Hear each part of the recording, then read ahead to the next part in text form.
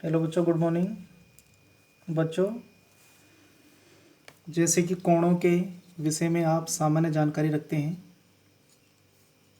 तो चलो आज हम देखते हैं कि जैसे हमने हॉरिजॉन्टल में ये रेखा खींची, ये हमारा रेखाखंड है, और इसी पे हमने वर्टिकल में एक रेखा ये खींच दी, और आप जानते हैं कि यहाँ पर हमारा बिंदु होगा। तो बच्चों, इस बिंदु पर जो हमारा कोण बनेगा वह बनेगा 90 डिग्री का, ठीक है।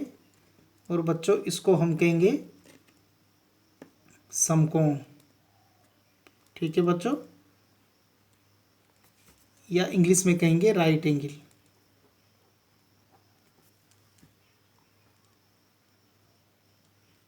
ओके बच्चों। अब बच्चों ये देखिए, ये जो सीधी रेखा है, ठीक है बच्चों, इस रेखा को यदि हम यहाँ मिला देंगे तो इसमें जो ये कोण बनेगा ये बनेगा 180 डिग्री का। और ये जो कोण जो बन रहा है, क्योंकि ये रेखा जो है सरल रेखा है, ठीक है बच्चों, तो इसे हम कहेंगे सरल कोण, सरल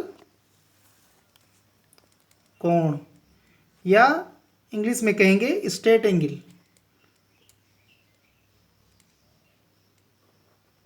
स्ट्रेट एंगल, ठीक है बच्चों।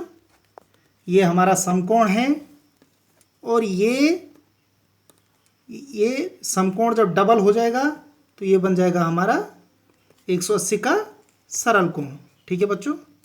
अब इस लाइन को, इस बिंदु पर, इस बिंदु को हम मानेंगे 0 डिग्री, ठीक है, अर्थात हम कहेंगे 0 अंश।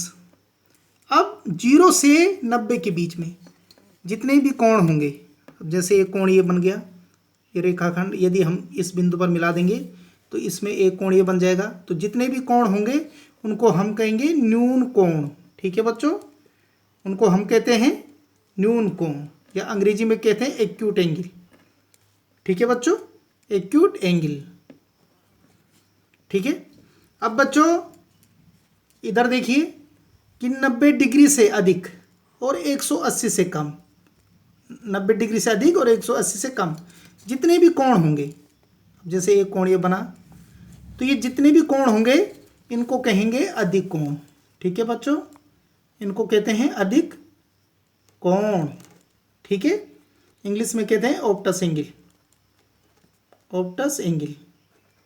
ओके बच्चों, इस प्रकार हमने इस चित्र में देखा कि न्यून कोण, समकोण, अधिक कोण और सरल कोण। ओके बच्चों। अब बच्चों आगे हम देखेंगे कोण के भाग। अब जैसे इसमें आप देखो कि ये बिंदु है, इस बिंदु को हम कहेंगे शीर्ष, इंग्लिश में कहते हैं वर्टेक्स, और ये क्या है हमारी भुजा, एक भुजा ये और एक भुजा ये, दो भुजा, मतलब एक कोण में एक भुजा ये है और एक भुजा ये है, ठीक है, और एक शीर्ष है, अर्थात हमने ये जाना कि एक कोण में दो भुजा, ठीक है, और एक शीर्ष होगा। ओके बच्चों।